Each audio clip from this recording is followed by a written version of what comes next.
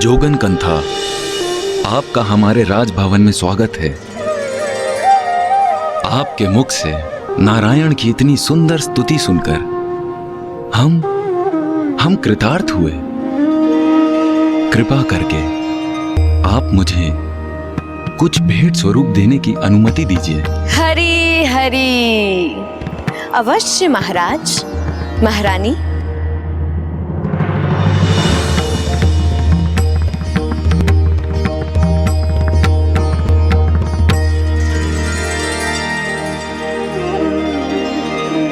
महाराज, महारानी, आपकी कन्या तो विवाह योग्य हो गई है।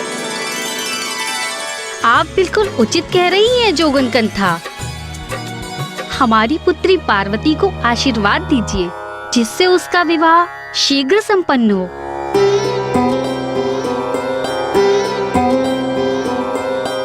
आपकी पुत्री तो तेजस्विनी है, सर्वगुण संपन्न है, संस्कारी है। इनका वर बनने हेतु तो ब्रह्मांड के अनेकों सुकुमार रूपवान राजकुमार उपस्थित हो जाएंगे।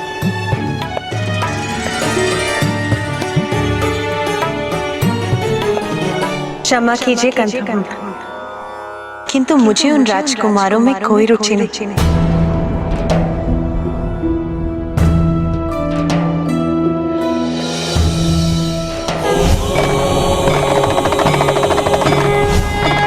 ओह, हरि हरि हरि, तो कोई एक है जो विशेष है, जिससे विवाह करने की इच्छा है तुम्हारी? माता, मुझे ऐसी पुत्री चाहिए जो महादेव की पत्नी बनने की अधिकारी हो। मैं तुम्हारी पुत्री बनकर तुम्हारी मनोकामना अवश्य पूर्ण करूंगी। नहीं जोगिनी माता, हमने हमारी पुत्री के लिए किसी विशेष वर का चुनाव नहीं किया है,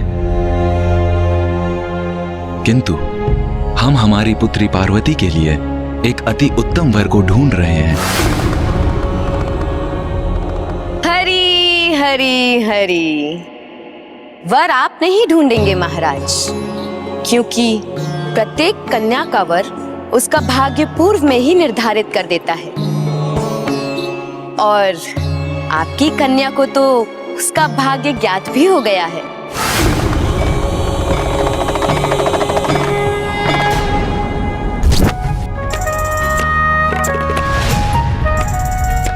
क्यों पुत्री, तुम्हारे मन में उसकी छवि है ना, जिसे तुम पति रूप में पाना चाहती हो?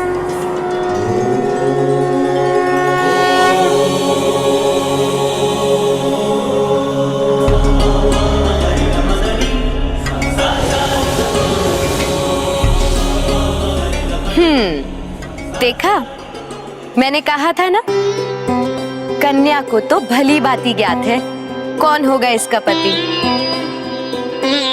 किंतु किसी अन्य को बताया नहीं कन्या ने। और उचित भी है, क्योंकि बताने का लाभ ही क्या है? मैं कुछ समझी नहीं जोगन माता। तनिक अपना हाथ तो दिखाओ कन्या।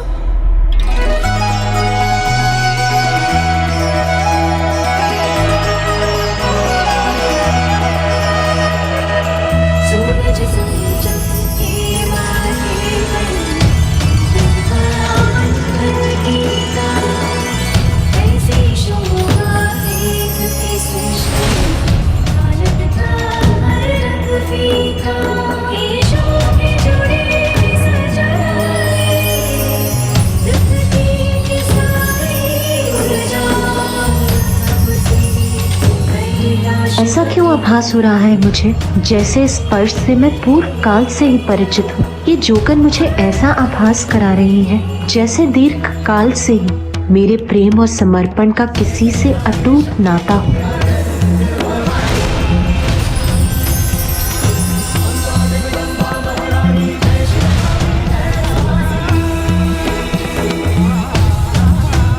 क्या हुआ जोगन माता? वही महारानी जो मेरा अनुमान था। इतनी सरलता से अपने पति का साथ नहीं पा पाएगी कन्या।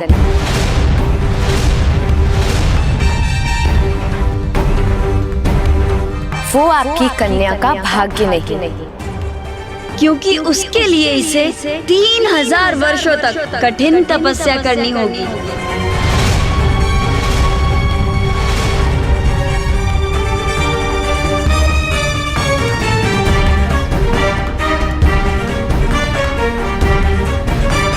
कठोर तप? जो कन्या के हृदय में वास करते हैं उन्हें कठोर तप कर प्रसन्न करना होगा, तभी विवाह होगा राजकुमारी का। ये आपको बताना मेरा दायित्व था, जो अब पूर्ण हुआ। अब मैं जाती हूँ। हरी हरी हरी।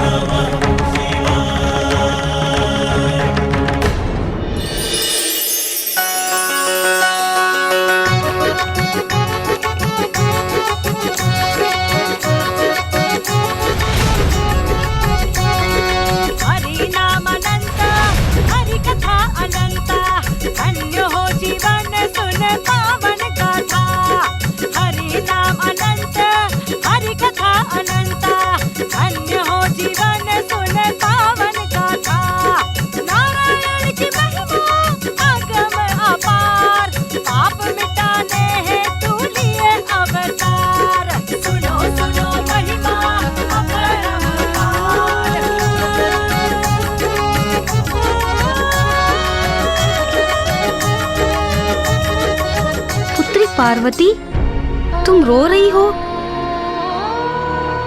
क्या हुआ? ये अश्रु क्यों है तुम्हारे नेत्रों में? याद नहीं माता, किंतु जोगिन माता को जाते थे मुझे ऐसा प्रतीत हो रहा है कि कोई अत्यधिक समीपी मुझसे दूर जा रहा है।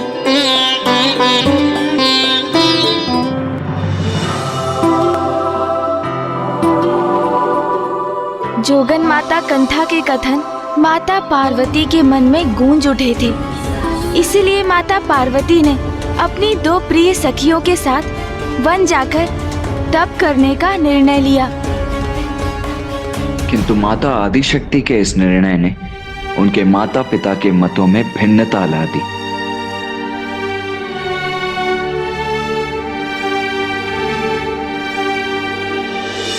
पिताश्री, मुझे आज्ञा दीजिए और आशीर्वाद भी कि मैं अपनी तपस्या संपन्न कर सकूं।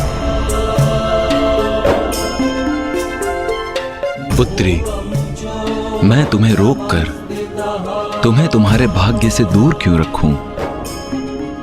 सभी को अपने जीवन का लक्ष्य प्राप्त करने हेतु प्रयास करने का पूर्ण अधिकार है। मैं तुम्हें तुम्हारे इस अधिकार से वंचित कैसे रख सकता हूं? माँ, मत जाओ पुत्री,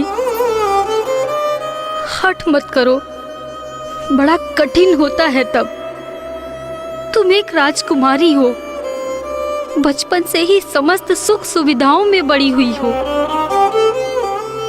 वन में तपस्या में जो कष्ट होंगे उन्हें कैसे सहन कर पाओगी तुम?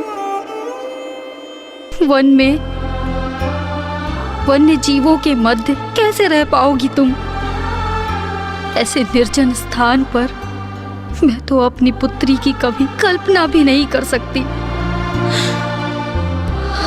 माँ,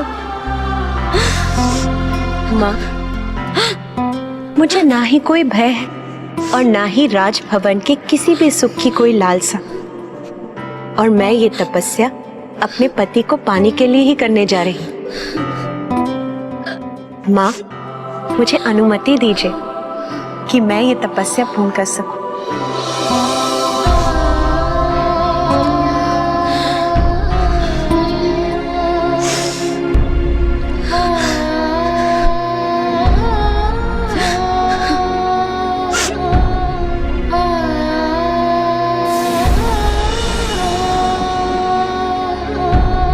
पुत्री।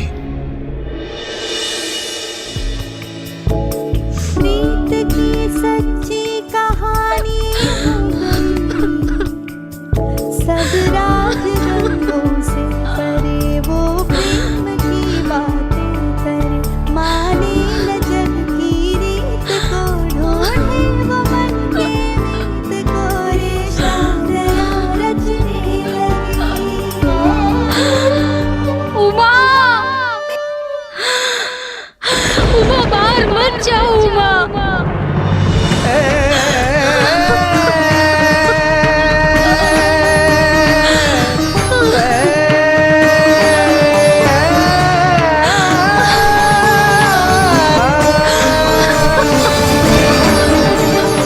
देवी मैना, जाने दीजिए पुत्री पार्वती को। जोगन माता ने उसका मार्गदर्शन किया है। महादेव को पाने हेतु उसका तपस्या करना अनिवार्य है। तप करने से उसे अपने जीवन में लक्ष्य की प्राप्ति होगी। इसीलिए पुत्री पार्वती को मत रोकिए, उसे अपने पथ पर अग्रसर होने दीजिए। जाओ पुत्री।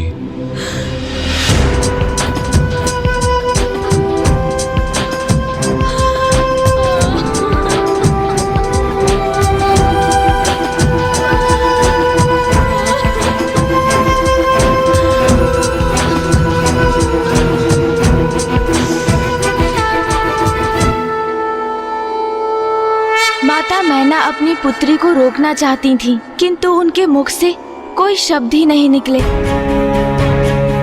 और रुदन करते समय यदि वो कुछ कह सकी तो वो था उमा, उमा अर्थात रुक जाओ। इसीलिए तब से माता पार्वती को एक और नाम प्राप्त हुआ, उमा। अपनी पुत्री को कठोर तप हेतु वन जाते देख कितनी पीड़ा हुई होगी माता मैना को। अवश्य माता, ये तो सभी के लिए अत्यंत कठिन था, किंतु यही तो थी महादेव की वो परीक्षा जिसमें सफल होकर ही माता पार्वती उनका सानिध्य पा सकती थी।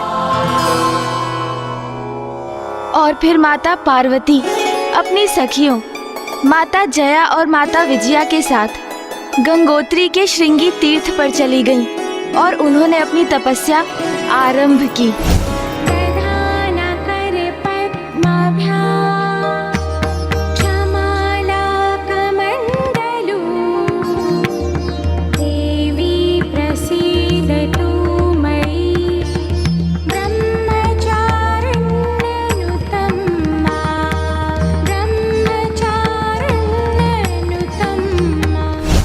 माता द्वारा महादेव का ध्यान करते ही उनके मुख से स्वतः पंचाक्षर शिव मंत्र ओम नमः शिवाय का निरंतर जाप करना आरंभ हुआ। किंतु माता ने अभी अपनी तपस्या आरंभ ही की थी कि तभी वहां अट्टासुर और नाराज पहुंच गए।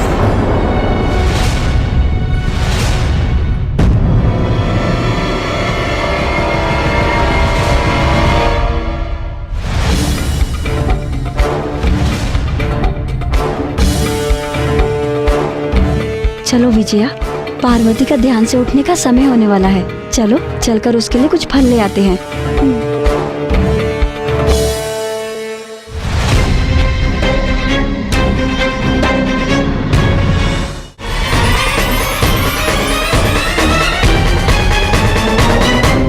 देवी आदि शक्ति अपनी तपस्या में लीन है, कहीं हमारे यहाँ होने का आभास न हो जाए उन्हें। अटासुर, यही है देवी आदि शक्ति? हाँ, यही है वो। कितने भीरू असुर हो तुम, एक साधारण नारी से डरते हो। साधारण नहीं, असाधारण है वो, क्योंकि मैं इनकी शक्ति का साक्षी रह चुका हूँ।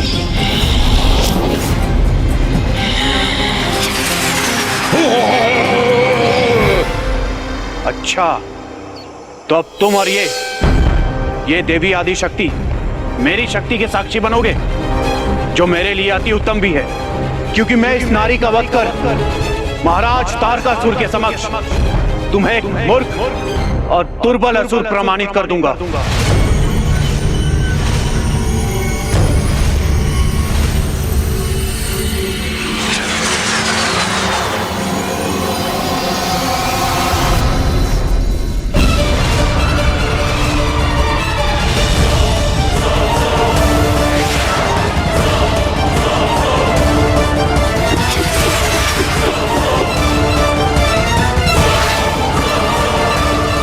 गया तो है ये विस्मयी असुर, किंतु ये लौट सकेगा अथवा नहीं ये ज्ञात नहीं मुझे।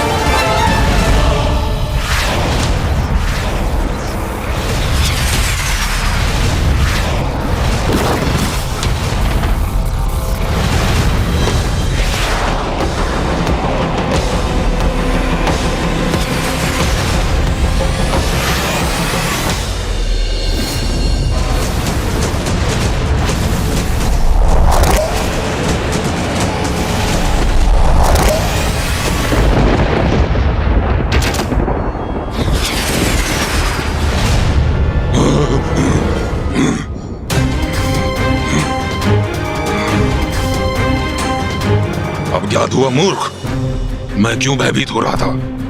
अब बता सकते हो मुझे, दुर्बल मैं हूं या तुम?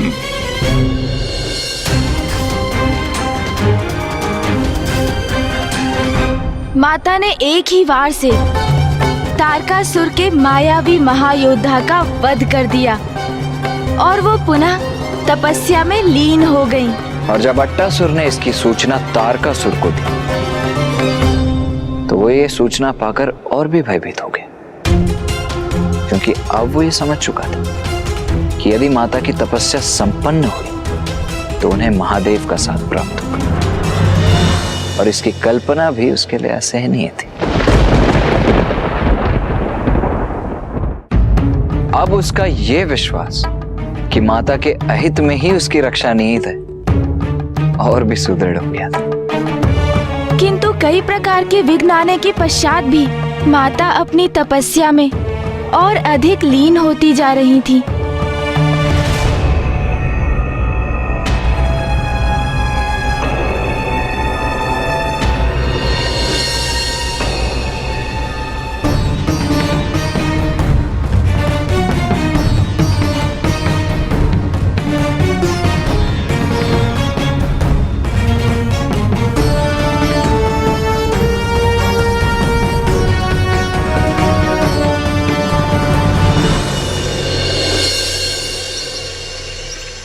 वर्षा, ग्रीष्म और शीत ऋतुएं आती जाती रहीं, किंतु माता अपने स्थान पर स्थिर पंचाक्षर शिव मंत्र का निरंतर जाप करती रहीं। प्रथम वर्ष तो उन्होंने फलाहार कर अपना तप किया, किंतु द्वितीय वर्ष से उन्होंने फलों का भी परित्याग कर दिया। अब वो मात्र वृक्षों के पर्ण अर्थात उनके पत्तों का भोजन प्राप्त कर तप में लीन रहने लगी। और जैसे जैसे माता का तप और भी कठोर होता गया, उनके संपूर्ण व्यक्तित्व से एक प्रचंड ऊर्जा प्रस्फुटित होने लगी। इस मध्य दुष्ट तारकासुर माता की तपस्या भंग करने की मंशा से अपने अनेकों असुरों को भेजता रहा, किंतु वे बार बार असफल होते रहे। और फिर एक दिवस तारकासुर ने अपने अनुचर अट्टासुर के साथ माता के समक्ष जाने के लिए भेज दिया और एक नवीन असुर को।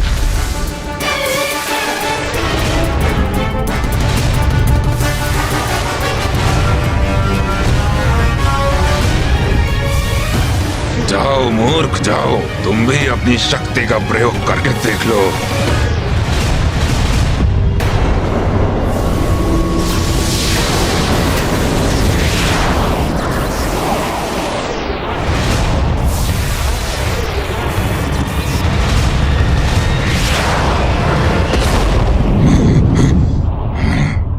एक और मूर्ख असुर का अंत हुआ, इसकी सूचना भी दे देता हूँ महाराज तारकासुर को।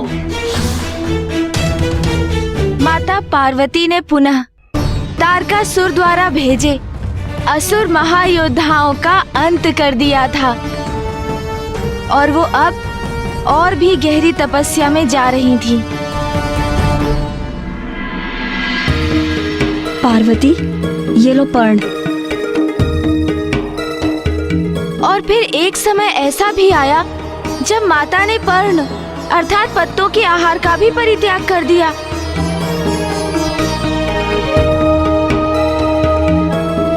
और अब वो निराहार रहकर ही तपस्या कर रही थी, और जिस कारण देवताओं ने उन्हें एक और नाम दिया, अपर्णा।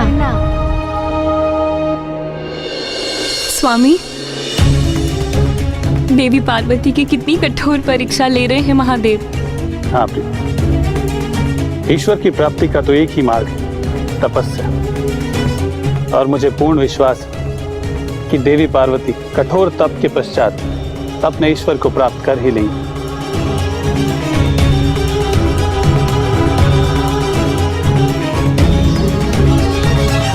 पार्वती, ये तो परीक्षा का एक आरंभ मात्र है तुम्हारे लिए।